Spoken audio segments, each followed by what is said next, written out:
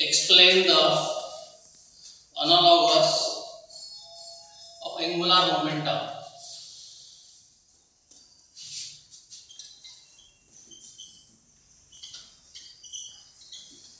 Angular momentum. Okay. Explain the analogous of angular momentum.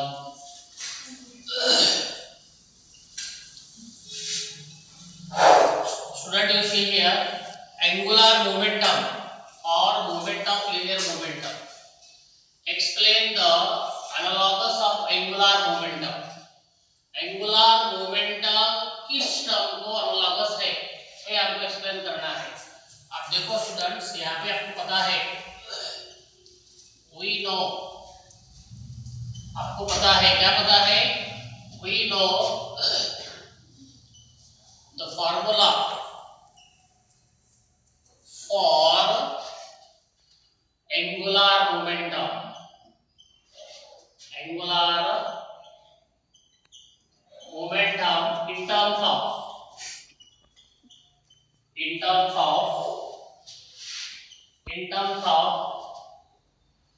moment of inertia, moment of inertia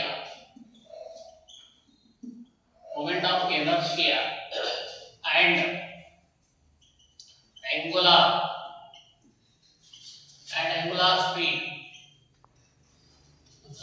We know the formula for angular momentum in terms of moment of inertia and angular speed is, कौन सा formula है, देखो कौन सा formula है, angular momentum यानी L is equal to I into omega है। Okay, इसको हम क्या बोलते हैं, इक्वेशन 1 बोलते हैं। ओके, आल्सो वी नो, आपको पता है स्टूडेंट्स, क्या पता है, we know the formula for linear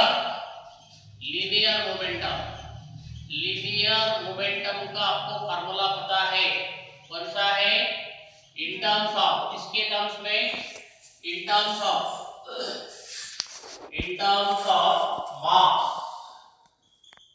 mass and linear speed is, क्या है, देखो ये लीनियर क्या होगा, एंगुलर मोमेंटम, ये होगा linear momentum is equal to m into v, ये फार्मूला है स्टूडेंट्स। आपको क्या पता करना है, ये l हो गया, ये p हो गया। What is l is the angular momentum, what is p is the linear momentum students. यहाँ पे आपको पता है angular velocity, angular speed is analogous to angular velocity. Okay, here moment of inertia is analogous to mass. From equation 1 and 2 we noticed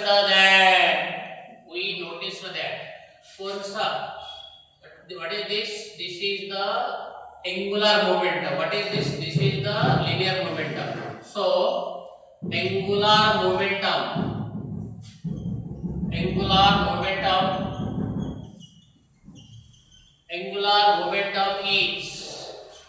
is analogous to linear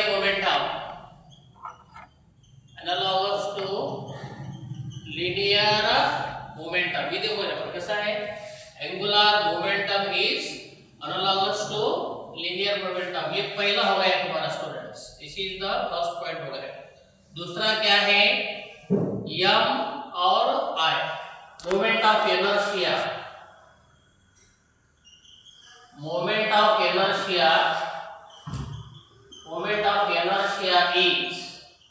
is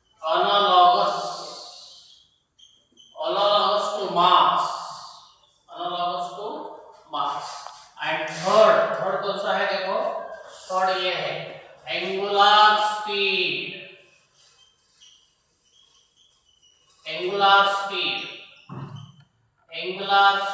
is analogous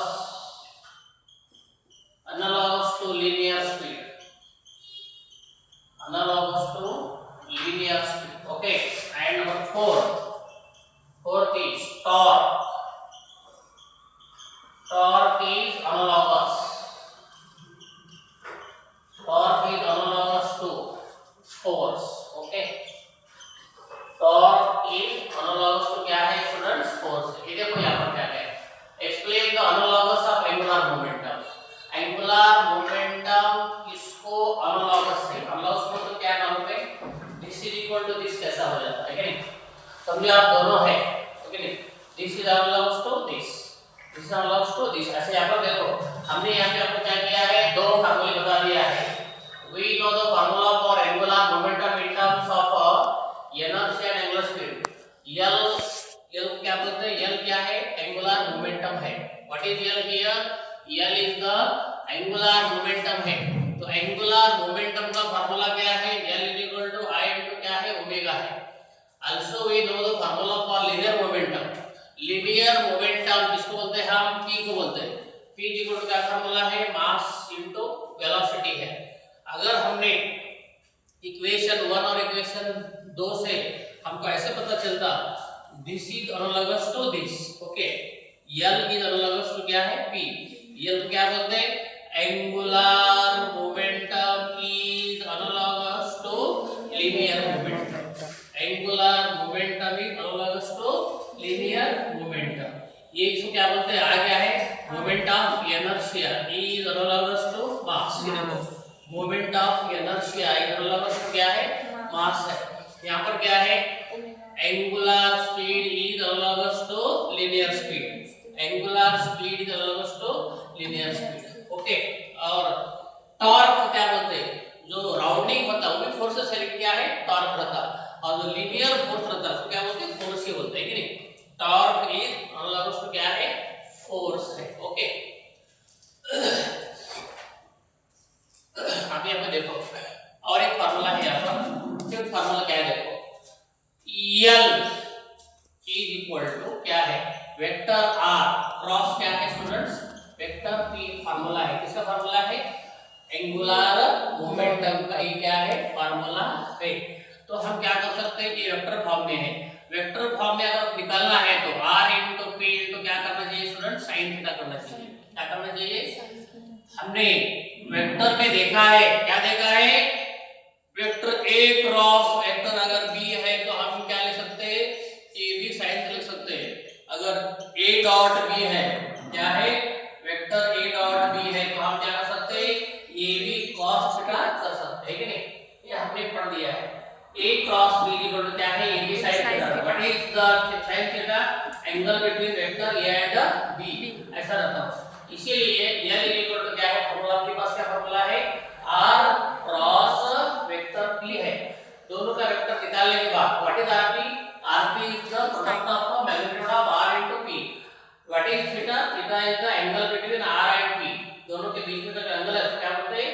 theta बोलते हैं. Okay, तो ये आपने vector में पढ़ चुके हैं 11th में. L is equal to R cross अगर P है तो हम क्या कर सकते हैं? RP sin थीटा हम लिख सकते हैं.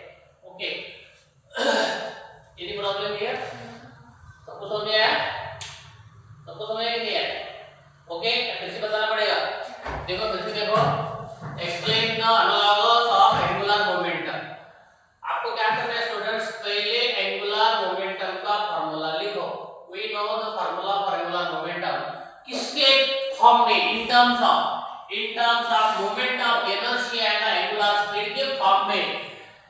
लिनियर एंगुलर मोमेंटम का फार्मूला क्या है? L is equal to I into omega. Equation 1 बोलेंगे आप. Also we know the formula for linear momentum in terms of mass and the speed. Linear speed कैसा देखो? P is equal to m into v. ये दो फार्मूले हैं. From these two फार्मूले आपको ये 1 2 3 पॉइंट लिख सकते हैं. पहला पॉइंट क्या है? L किसको बोलते हैं?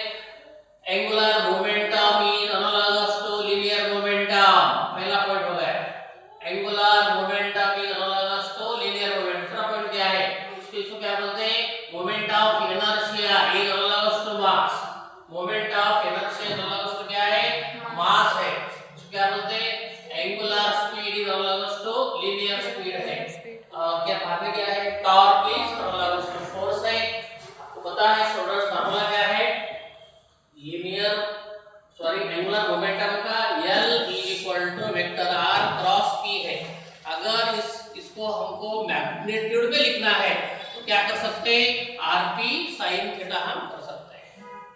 Here?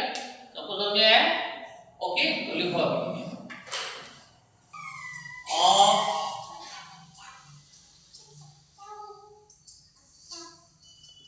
rotating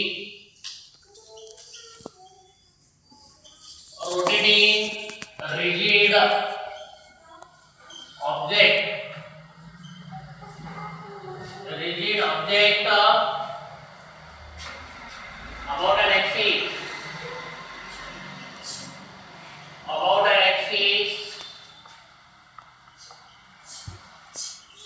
perpendicular to its plane of paper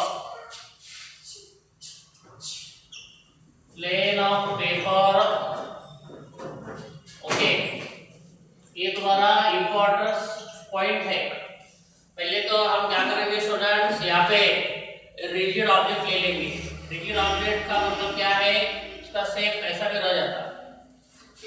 rigid object having any shape का कोई स्पेसिफिक शेप नहीं है। Okay, you can draw rigid object of any shape. What is this? This is the rigid object है ये अपना, ठीक है। ये क्या है? ये है तुम्हारा एक्सिस ऑफ रोटेशन है। What is this? This is the axis of rotation. ये सेंटर है students. What is this? This is the centre है। इस तरह से बॉडी, इस तरह से रिजिड ऑब्जेक्ट क्या हो रही? मूविंग हो रही कांस्टेंट एंगुलर स्पीड से। ओके, तो समझो यहाँ पे क्या है, यहाँ पे पार्टिकल्स है। यहाँ पे एक पार्टिकल है, देखो यहाँ पे एक पार्टिकल है। इसका मास कितना है? इसका मास है m1 और डिस्टेंस कितना है? ये एक्सिस से डिस्टेंस कितना है? r1 है। यहाँ पर एक पार्टिकल है, देखो यहाँ पर एक पार्टिकल है, इसका मास कितना है? m2 है और ये एक्सिस से उसका डिस्टेंस कितना है? r2 है। यहाँ पर और एक पार्टिकल है स्टूडेंट्स, यहाँ पे और एक पार्टिकल है, उसका मास कितना है? उसका मास है m1, उसका डिस्टेंस कितना है? ये एक्सिस से r1 डिस्टेंस है। ओके, ये रिजिड ऑब्जेक्ट है। रिजिड ऑब्जेक्ट में पार्टिकल कितने हैं? n पार्टिकल है।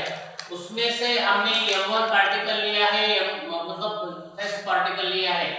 फर्स्ट पार्टिकल का मास कितना है? m1 है और उसका एक्सिस से डिस्टेंस कितना है? r1 है। दूसरा पार्टिकल हमने यहाँ पे ले लिया है। दूसरा पार्टिकल क्या है? यहाँ पर ये है, उसका मास कितना है? m2 है, उसका डिस्टेंस एक्सिस से कितना है? r2 है। और हमने m1 पार्टिकल लिया है, उसका डिस्टेंस एक्सिस से कितना है? r1 है। ओके, चलो हम क्या करेंगे स्टूडेंट्स, पहला जो पॉइंट है जो भी दिख रहा है आपको लिखेंगे कि रिजिड ऑब्जेक्ट है। Consider rigid object is rotating about its axis perpendicular to its plane of paper. ऐसा लिखेंगे हम। कंसीडर क्या लिखेंगे? कंसीडर क्या कंसीडर है? Rigid object. Consider rigid object is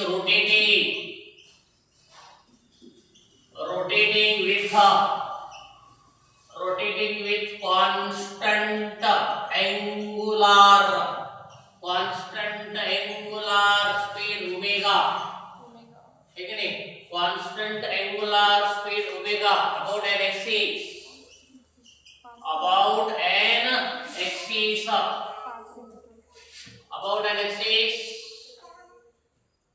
passing through center, passing through center, हाँ perpendicular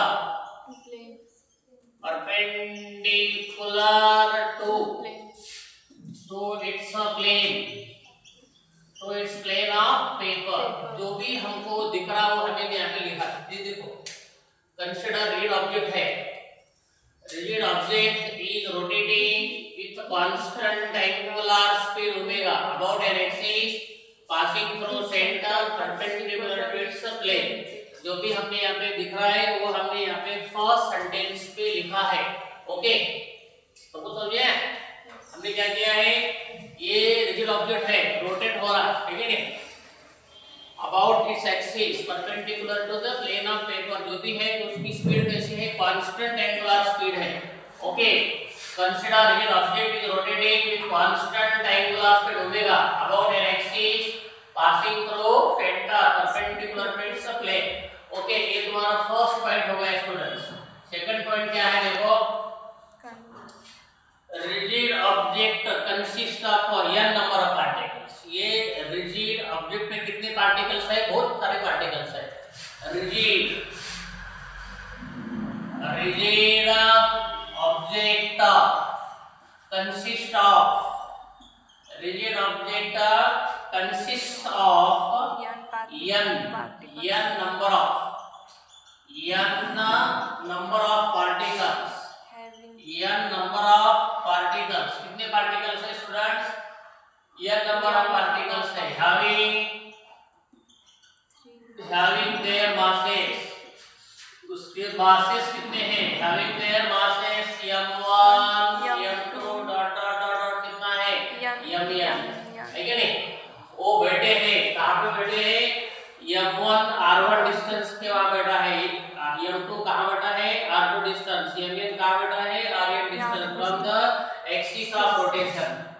okay, rigid object consist of n number of particles. Rigid object में कितने पार्टिकल्स है students, n number of particles है। Having, सबके masses कितने, having their masses m1 m2 dot dot mn, situated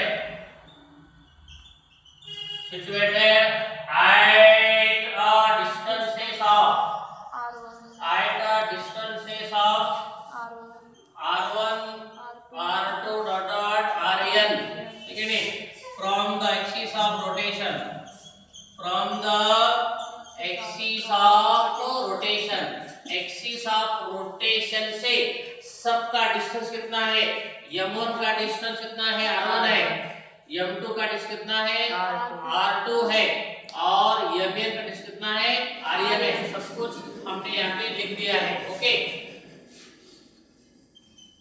first point में क्या है, second point में क्या है, सेकंड पॉइंट में क्या लिखा है हमने, रिजिड ऑब्जेक्ट क्या है, consist of n number of particles है कि नहीं, और सबके मासेस कितने हैं, m1 m2 m3 dot dot mn लिखा हमने।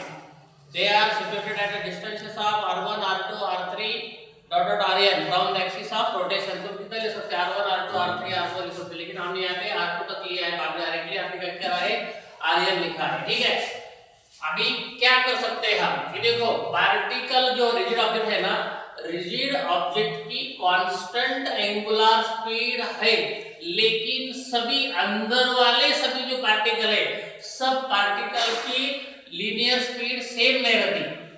बॉडी की एंगुलर स्पीड सेम है, लेकिन पार्टिकल अंदर वाले जो पार्टिकल है ना, सभी पार्टिकल की लीनियर स्पीड सेम नहीं रहती, है कि नहीं। तो क्या लिखेंगे आप,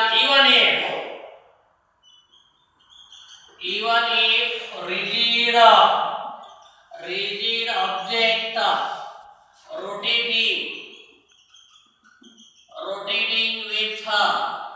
rotating with constant angular speed omega, but each particle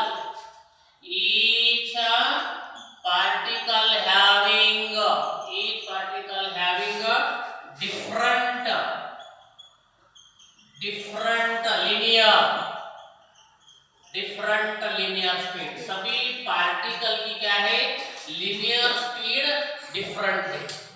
सभी पार्टिकल की क्या है स्टूडेंट, लीनियर स्पीड डिफरेंट है। लेट इट बी, जो कैसी है, लेट इट बी वो कैसी है, let it B v1, late it be वो कैसी है, पहले पार्टिकल की v1, दूसरे पार्टिकल की v2 और n पार्टिकल की vn है। ओके, vn and therefore ये देखो क्या करने का है, v1 is equal to r1 omega, v2 is equal to क्या है स्टूडेंट्स, r2 कितना है, ओमेगा, है कि नहीं, और vn is equal to कितना है, rn ओमेगा। तुम्हारा क्या हो गया, फार्मूला हो गया। ओके, यहाँ तक कोई प्रॉब्लम को, इसे देखो इवन इफ का मतलब है, इवन इफ का मतलब ये है अगर ये rigid object moving with constant speed omega, लेकिन अंदर वाले सब पार्टिकल की लीनियर स्पीड कैसी है, डिफरेंट है। लीनियर स्पीड कैसी है, सबकी डिफरेंट है। ओके, आपको पता है अभी दिल्ली चलता है, दिल्ली में क्या होता मालूम है, सभी भक्तजन रहते हैं कि नहीं, सभी मूविंग होते रहते हैं, लेकिन किसके लेग बड़े रहते हैं, किसके लेग छोटे रहते हैं, है कि नहीं, सभी मूविंग होते हैं। वो दिल्ली की जो स्पीड रहती है ना वो कांस्टेंट रहती है, लेकिन अंदर वाले जो भी भक्तजन रहते हैं सबका क्या रहता है, स्पीड अलग अलग रहती है कि नहीं। जिसके पाँव छोटे हैं उसकी स्पीड ज्यादा रहती है, जिसके पाँव लंबे लंबे हैं उसकी स्पीड कैसे रहती है, कम रहती है। इसी तरह यहाँ पे अंदर सभी पार्टिकल की लीनियर स्पीड कैसी है, डिफरेंट है। ये पूरा रिजिड ऑब्जेक्ट की एंगुलर स्पीड कांस्टेंट है, मान सकते हैं आप, लेकिन अंदर वाले जो भी अंदर वाले जो पार्टिकल है ना, सभी पार्टिकल की लीनियर स्पीड कैसी है, डिफरेंट है। ओके, वो कैसी है, पहले पार्टिकल की v1, दूसरे पार्टिकल कितने हैं, v2 है और vn। तो आपको फार्मूला मालूम है, v1 r1 omega, v2 r2 omega, vn कितना है, rn ओमेगा। ओके, यहां तक आप लिखो, आगे वाला हम बता देंगे। तो r2 ओमेगा है कि नहीं, एंड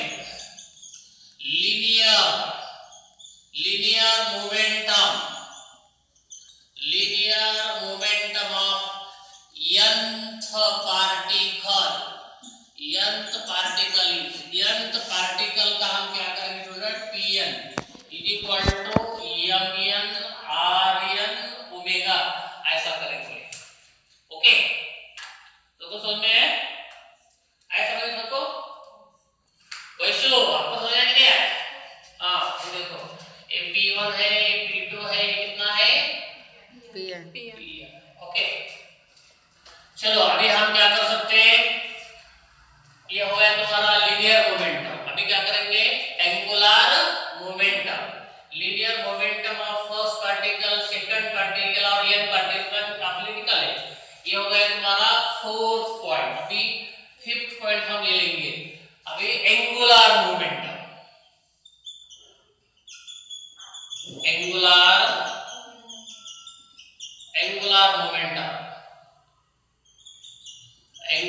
मोमेंटम ऑफ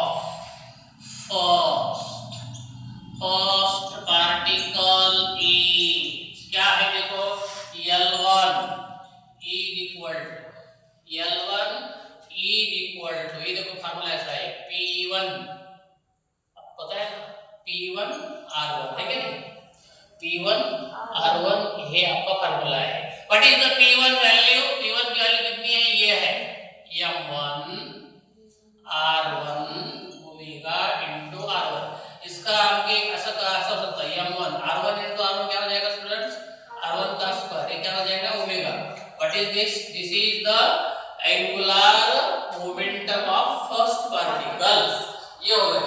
अभी हम क्या कर सकते हैं students, angular momentum of second particle, angular momentum of second particle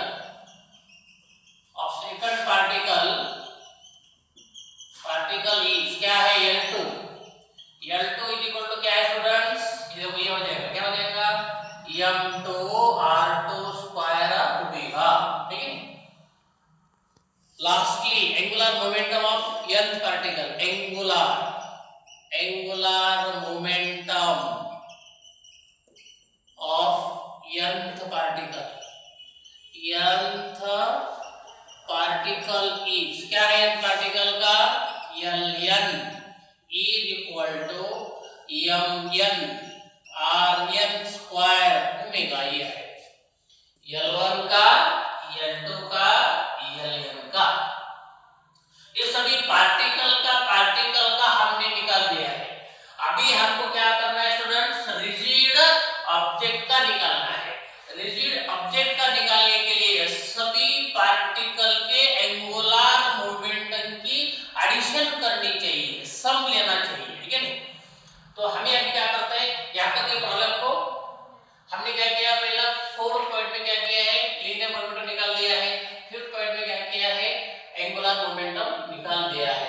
अभी हम सिक्स्थ पॉइंट में क्या करेंगे, angular momentum of the rigid object करेंगे। इसका मतलब L1 प्लस L2 प्लस क्या करेंगे, Ln करेंगे। ठीक है, क्या तो कोई दिक्कत है आपको, कोई प्रॉब्लम है, कुछ समझ जाए तो ठीक है। आप लिखो लीनियर मोमेंटम ऑफ, देयरफॉर क्या है, linear momentum, linear momentum of क्या है वो, rigid object, object is equal to क्या है students, is equal to sum of क्या है, सम यानी addition, sum of linear momentum of each particle, sum of linear momentum of each particle. Okay देखो फिर से देखो, linear momentum of rigid object is equal to, ये पूरा rigid object है, रिजिड ऑब्जेक्ट का लीनियर मोमेंटम हमको निकालना है। इज इक्वल टू क्या कर सकते, सम यानी addition, sum of linear momentum of each particle, सब पार्टिकल के लीनियर मोमेंटम का हम जब एडिशन करेंगे तब क्या आ जाएगा, पूरा बॉडी का पूरा ऑब्जेक्ट क्या आ जाएगा, लीनियर मोमेंटम आ जाएगा। तो linear momentum of rigid object is equal to sum of linear momentum of each particles. Okay, therefore देखो L इज इक्वल टू ये L1 फर्स्ट पार्टिकल का, L2 सेकंड पार्टिकल का, dot dot dot Ln nth particle का आ गया। तो L is equal to first particle का linear momentum आपको मालूम है कितना है, m1 r1 स्क्वायर ओमेगा, इसका कितना है m2 r2 square omega plus dot dot dot इसका कितना है mn rn स्क्वायर ओमेगा आ जाएगा। ओके, अब आगे देखो, आगे क्या होगा स्टूडेंट्स, हम क्या कर सकते हैं, देखो L इज इक्वल टू यहाँ पे ओमेगा, यहाँ पे ओमेगा, यहाँ पे ओमेगा कैसा है, सब टर्म में सेम है, इसीलिए हम क्या कर सकते हैं, उसको कॉमन निकाल सकते हैं। ओके, तो हम क्या करेंगे स्टूडेंट्स कि m1 r1 स्क्वायर प्लस क्या करेंगे m2 r2 square plus dot dot dot mn r square n, हमने कॉमन निकाल लिया है, ओमेगा बाहर निकालेंगे, यहाँ से और यहाँ से कैसा है, सब टर्म में ओमेगा है, इसीलिए हमने क्या किया है, ओमेगा बाहर निकाल दिया है। ओके, अब देखो आपको पता नहीं होगा, कुछ नए स्टूडेंट्स हैं, इसका मतलब क्या है, इसका मतलब ये है स्टूडेंट्स, इसका मतलब है summation of I is equal to 1 to n mi,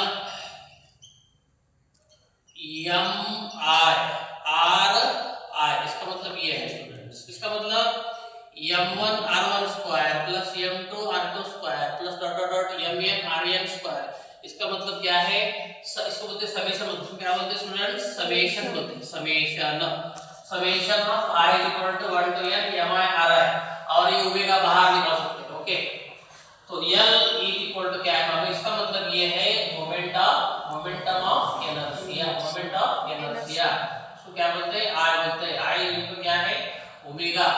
अभी हम क्या करते हैं स्टूडेंट, देखो यहाँ पे लिखेंगे, क्या लिखेंगे, ये देखो summation of I is equal to 1 to n mi ri, किसके लिए इसके लिए m1 square r1 square m2 square r2 square plus dot dot dot mn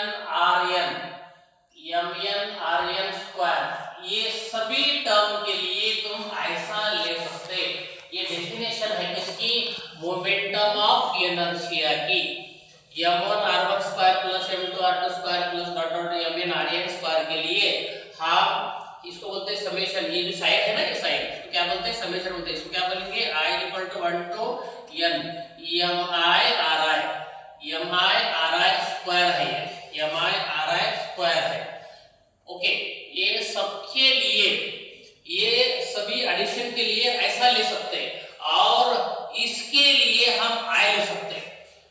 term के लिए हम क्या ले सकते हैं, आई ले सकते हैं। I is equal to A summation of I is equal to 1 to n mi ri square के लिए हम सिर्फ आई ले सकते हैं।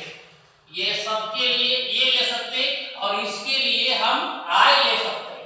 ठीक है, इसका मतलब क्या है, moment of inertia. L is equal to I into क्या हो गया, ओमेगा। ये तुम्हारा फार्मूला है, किसका फार्मूला है, एंगुलर मोमेंटम का। ओके, सबको समझे, गुजरे है समझ में। फिर से देखो स्टूडेंट्स, L1 की वैल्यू लिखे, L2 की वैल्यू लिखे, Ln की वैल्यू लिख दी हमने, यहाँ से ओमेगा कॉमन निकाला, लेकिन ये सबके लिए ये सिंबल है, सबके लिए क्या है, ये सिंबल है। इसका मतलब क्या है स्टूडेंट्स, आई है, हमने लिख दिया है, सबके लिए ये सिंबल है और इसके लिए आई है, यहाँ पे भी हमने लिख दिया है।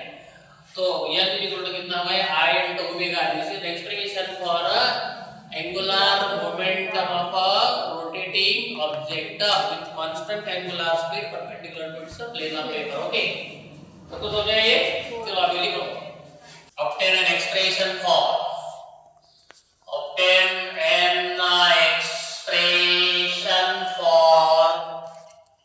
torque of a rotating object about an axis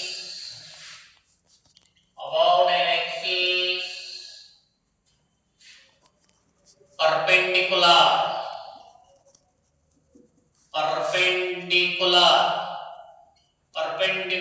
to its plane of paper, to its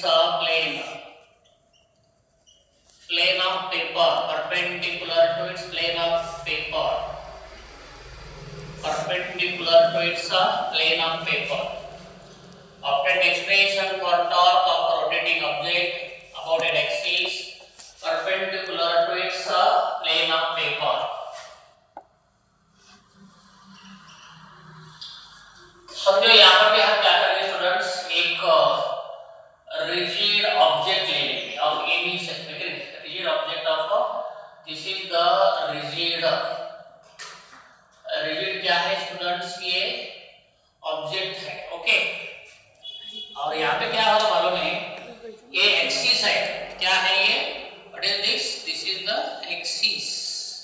axis of rotation है। ये क्या है स्टूडेंट्स, ये सेंटर है, समझिए what is this, this is the centre है ये।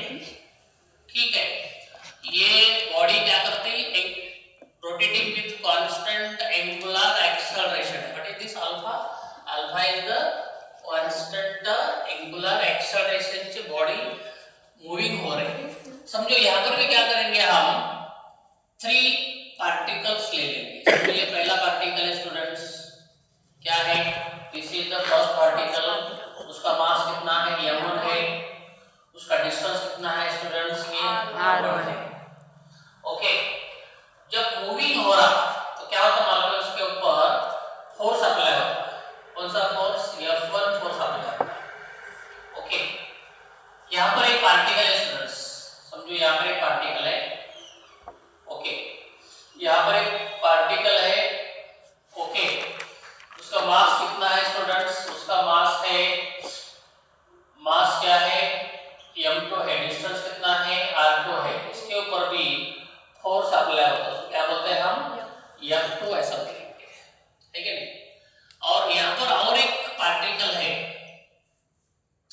उसका मास कितना है स्टूडेंट्स, मास कितना है, mn लिखेंगे, और उसके ऊपर फोर्स अप्लाई हो जाता है, वो कितना लिखेंगे, Fn। डिस्टेंस कितना है, rn लिखेंगे। ओके, चलो अभी आपको थोड़ा सा आइडिया आ चुका है किस तरह से इसका एक्सप्लेनेशन लिखना है। ये क्या है स्टूडेंट्स, अल्फा यानी angular acceleration, constant angular acceleration है। ये जो रिजिड ऑब्जेक्ट है ना, रोटेट हो रहा, कांस्टेंट एंगुलर एक्सेलरेशन से। तो हम कैसा लिख करेंगे स्टूडेंट्स, ऐसा करेंगे, कंसीडर रिजिड ऑब्जेक्ट और rigid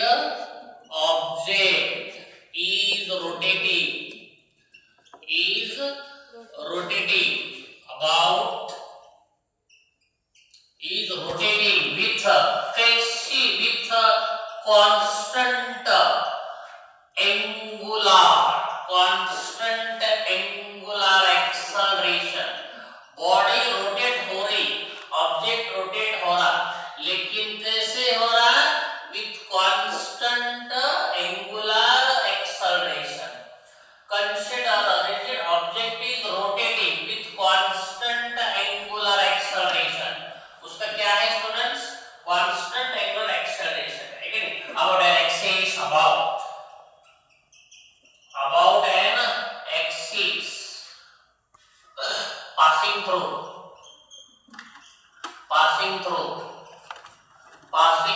center, perpendicular to its plane of paper, ये फर्स्ट सेंटेंस हो गया। क्या है तुम्हारा फर्स्ट सेंटेंस? क्या है फर्स्ट सेंटेंस? रिजिड ऑब्जेक्ट है, रोटेट हो रहा, कैसे हो रहा? विद कांस्टेंट एंगुलर एक्सेलरेशन से हो रहा, passing through centre perpendicular to its plane of paper. ये तुम्हारा पहला सेंटेंस हो गया। अभी सेकंड सेंटेंस क्या है स्टूडेंट? बॉडी में कितने पार्टिकल्स है? n पार्टिकल्स है। सब पार्टिकल के मासेस कितने हैं? m1 m2 डॉट rn है। कैसे बैठे हैं? कितने डिस्टेंस के ऊपर बैठे हैं? r1 r2 rn के डिस्टेंस के ऊपर बैठे हैं। कहां से? From the axis of rotation. ये एक्सप्लेनेशन हमको दूसरे पॉइंट में लिखना है। Okay, rigid object consist of, उसमें है कितने हैं? Consists of n number of particles, n number of particles है उसमें, n number of particles. Okay, having their masses, उसके मास कितने हैं? हैविंग देयर मासेस कितने हैं? m1 m2 dot dot dot dot क्या है? mn। they are situated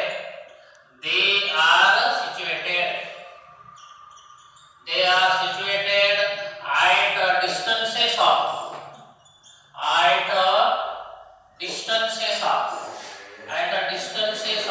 r1 r2 dot dot rn from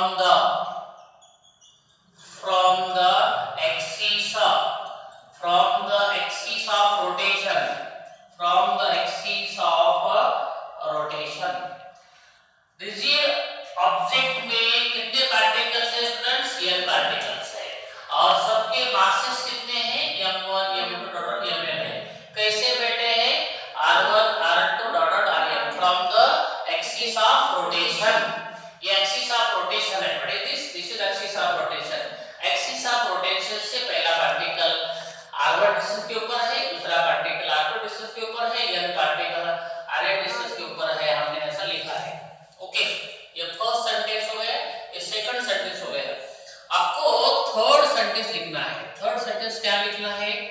अगर आपको पता है ये रिजिड ऑब्जेक्ट की rotating with constant angular acceleration है, लेकिन सब पार्टिकल्स का लीनियर एक्सेलरेशन डिफरेंट है। समझ रहे? समझ में काम क्या बोल रहे? तो बॉडी की कौन सी बॉडी है? रिजिड ऑब्जेक्ट की एंगुलर एक्सेलरेशन कैसा है? कांस्टेंट है, लेकिन अंदर वाले सभी पार्टिकल की लीनियर एक्सेलरेशन कैसा है? डिफरेंट है। वही हम लिखेंगे। E1 if rigid object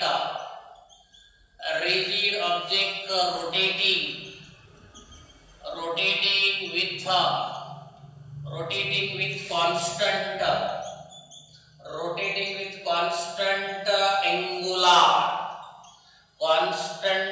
angular acceleration. Okay, but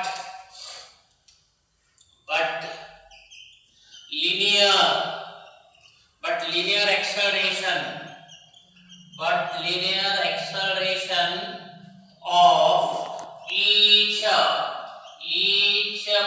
particles are different, सभी पार्टिकल का लीनियर एक्सेलरेशन डिफरेंट है, each particles are different. Let it be, वो कौन सा है, लेट पहले पार्टिकल का कितना है, let it be a1 is equal to क्या है स्टूडेंट्स, r1 इनटू क्या है अल्फा, पहले पार्टिकल का। दूसरे पार्टिकल का कितना है a2 is equal to r2 alpha, और n पार्टिकल का कितना है an is equal to rn alpha है। ओके,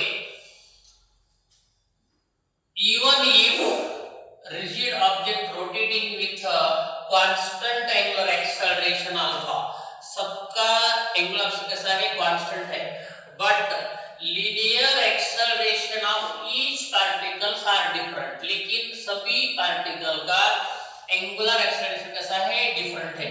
लेट इट बी, वो कैसा है, पहले पार्टिकल का a1 is equal to r1 alpha, दूसरे पार्टिकल का a2 is equal to r2 alpha, n particle का rn अल्फा। ये सभी पार्टिकल क्या हुआ है तुम्हारा, लीनियर एक्सेलरेशन हो गया। यहाँ तक कोई दिक्कत आपको, फिर से देखो स्टूडेंट्स, फर्स्ट में क्या है, ये बॉडी किस तरह से घूम रही है वो लिखा है। दूसरे पॉइंट में बॉडी में क्या क्या है वो लिखा है। तीसरे पॉइंट में बॉडी अगर कांस्टेंट एंगुलर एक्सेलरेशन से घूम रही है, लेकिन अंदर वाले सब पार्टिकल की लीनियर एक्सेलरेशन कैसा है, डिफरेंट है, ये हमने लिखा है। या तो कोई प्रॉब्लम को, कोई दिक्कत है, पाठी में इकडे नो प्रॉब्लम, बैलेंस कर इकडे, ओके, कोई टेंशन नहीं, यहाँ सब कुछ हो गया है, तो लिखो सभी पार्टिकल के ऊपर क्या होता मालूम है, एक्सपीरियंस करते हैं। फर्स्ट पार्टिकल F1 फोर्स का उसको एक्सपीरियंस आ जाता, सेकंड पार्टिकल को F2 फोर्स का एक्सपीरियंस आ जाता, एक्सपीरियंस यानी अनुभूति होने, और Mn पार्टिकल Fn फोर्स का उसको क्या होता, अनुभूति हो जाता है क्या नहीं। उनको ऐसा लगता कि यहाँ से कोई तो भी फोर्स अप्लाई हो रहा है, फर्स्ट पार्टिकल के ऊपर फोर्स अप्लाई हो रहा है, और वो फोर्स कैसा रहता है, टेंजेंशियल का, टेंजेंशियल यानी इस तरह से रहता है, tangentially each forces acting F1 F2 F3 acting tangentially to each particle. Okay, तो force experienced by first particle हम लिखेंगे स्टूडेंट्स, क्या लिखेंगे, force experienced by first particle. First particle का किस तरह का फोर्स एक्सपीरियंस आ चुका है वो हम यहाँ पे लिखेंगे। ये देखो मेरे ख्याल से कौन सा पॉइंट चल रहा अपना, फर्स्ट सेकंड थर्ड हो गया, ठीक है, ये फोर्थ पॉइंट है, फोर्स एक्सपीरियंस्ड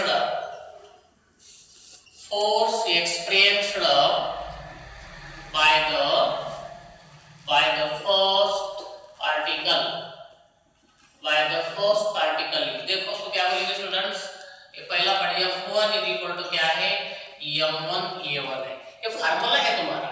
फोर्स का फार्मूला क्या है, मास इनटू एक्सेलरेशन, ये फार्मूला है। F1 is equal to m1 a1 ये फार्मूला है। आपको पता है स्टूडेंट्स, m1 और a1 की वैल्यू कितनी है, what is the value of a1, r1 into alpha, ये वैल्यू है अपनी a1 की। a1 इज इक्वल टू क्या है, r1 अल्फा, ये वैल्यू है क्या नहीं, ये वैल्यू है कि नहीं, अपने नीचे लिखे थे आपने। तो अभी क्या करना है, f1 is equal to m1 r1 alpha, ये फर्स्ट पार्टिकल का ये एक्सप्रेस आ चुका, force experienced by the first particle को अनुभूति हो चुकी है फोर्स की, वो फोर्स ये है। इसी तरह force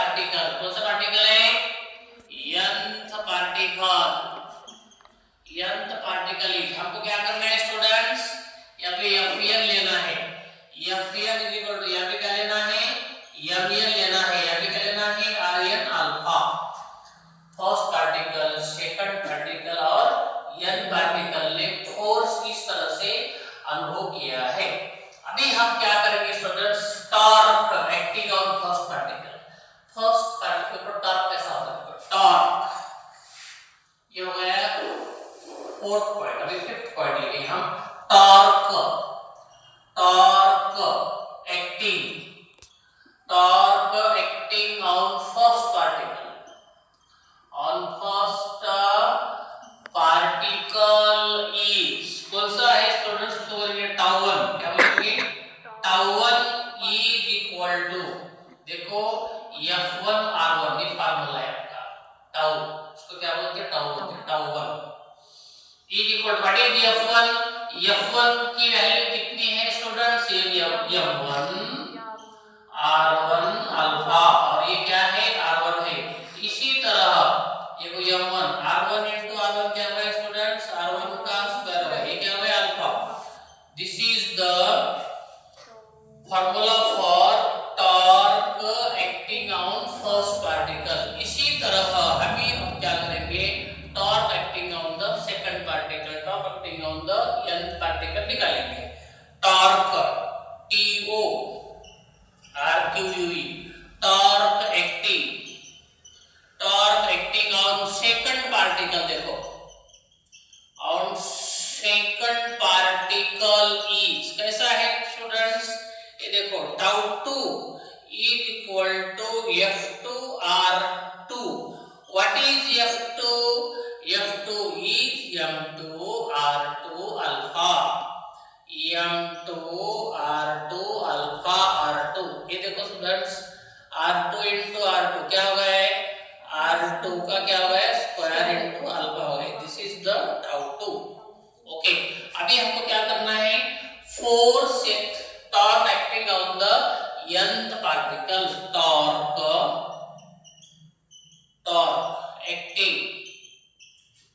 torque acting on nth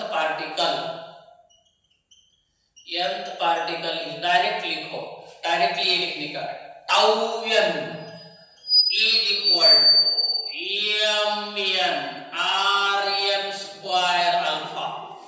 ये फर्स्ट पार्टिकल के ऊपर एक्ट होने वाला टॉर्क, ये सेकंड पार्टिकल के ऊपर एक्ट होने वाला टॉर्क, ये n पार्टिकल के ऊपर एक्ट होने वाला टॉर्क है कि नहीं? सभी पार्टिकल के ऊपर कितना टॉर्क एक्टिंग हो रहा ये हमने निकाल दिया है। अभी हमको क्या करना है? Torque acting on the rigid object is equal to the sum of torques of each particle, लेकिन सभी पार्टिकल का टॉर्क की एडिशन करने के बाद आपको क्या आ जाएगा? Torque acting on the rigid object आ जाएगा। ओके, अभी ये हम करेंगे, लेकिन ये आप पहले लिख लो, उसके बाद में हम वो करेंगे, ठीक है? 6 पॉइंट है torque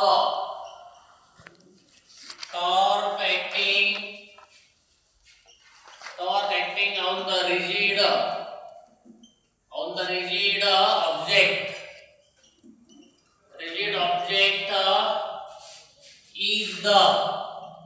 is the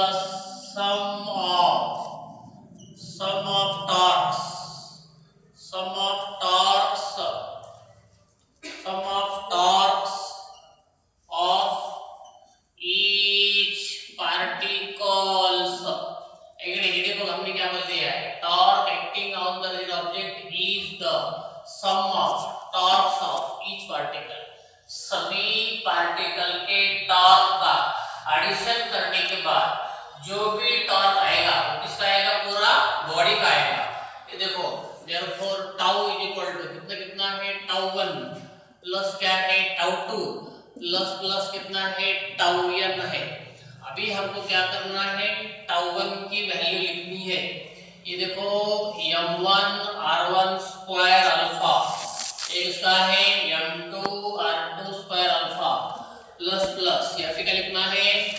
mn rn square alpha लिखना है। चलो हम अभी क्या करते हैं स्टूडेंट्स? यहाँ से अल्फा हम कॉमन निकालेंगे, तो क्या आएगा? m1 r1 square plus m2 r2 square plus dot यहाँ पे क्या आ जाएगा? mn r स्क्वायर n आ जाएगा। बाहर क्या आ जाएगा स्टूडेंट्स? ये अल्फा ये क्या आ गया तुम्हारा, ये टाउ हो गया है कि नहीं, क्या हो गया वो टाउ हो गया ना। आगे देखो क्या आने वाला है, सभी कैलकुलेशन हमने आप पहले डेरिवेशन में बता चुके हैं, फिर से वही आ गए। यहाँ क्या क्या है देखो, यहाँ पे आपको पता है students m1 r1 square m2 r2 square plus plus plus m r n square, इसका मतलब क्या है, ये summation of i equal to 1 to n, ये क्या है mi ri स्क्वायर है। ओके, ये सबके लिए ऐसा लिख सकते, अल्फा बाहर है। ओके, तो टाउ इक्वल टू क्या है इसके लिए, इसका मतलब क्या है स्टूडेंट्स, इसका मतलब है i, ये देखो फिर से आप लिखेंगे, हम क्या लिखेंगे, ये summation of i equal to 1 to n mi ri square के लिए m1 r1 स्क्वायर प्लस क्या है student m2 r2 square plus plus कितना है mn rn square, rn square के सबके लिए हम ये ले सकते हैं। ओके, और इसके लिए हम क्या ले सकते हैं, i ले सकते हैं। इसके लिए summation of i equal to 1 to n mi ri square के लिए हम i ले सकते हैं। ओके, सबके लिए ये सिंबल ले सकते, इसके लिए i ले सकते। इसीलिए torque is equal to r into alpha is the expression for torque acting on the rotating rigid object perpendicular to its plane। ये तो क्या हो गया, एक्सप्रेशन हो गया। सबको समझ में आया, पीछे जोड़ी फिर से बताओ कि देखो ये क्या है, देखो torque acting on rigid object is sum of torques of each particle. ये देखो रिजिड ऑब्जेक्ट का अगर हमको क्या निकालना है, टॉर्क निकालना है, तो सभी पार्टिकल के टॉर्क की एडिशन करनी है।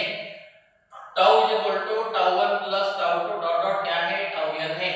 टाउ 1 की वैल्यू हमने यहाँ पे लिखा है, टाउ 2 की वैल्यू लिखा है, टाउ n की वैल्यू लिख दिया है। अभी देखो इसमें यहाँ पे अल्फा है, यहाँ पे अल्फा है, यहाँ पे अल्फा है, एंगुलर एक्सेलरेशन कॉमन निकाले यहाँ पर, बीच में जो भी रहेगा ब्रैकेट के अंदर ये टर्म ये वाला टर्म ये कंप्लीट दिया है। इसका मतलब क्या है स्टूडेंट्स, ये mi है, क्या है ये mi है। तो mi लिखने का तरीका कैसा है, summation of i equal to 1 to n mi ri square लिखने का है, और ये अल्फा बाहर लिखा है। इसका मतलब क्या है, सिंबल क्या है, इसका मतलब है ओनली i, i का मतलब है मोमेंट ऑफ इनर्शिया। तो टाउ इक्वल टू कितना गया, i into alpha। This is expression for torque acting on a rigid object which is rotating about its axis perpendicular to its plane of paper. Okay, ये problem है, बहुत ही important question ये है, याद करो।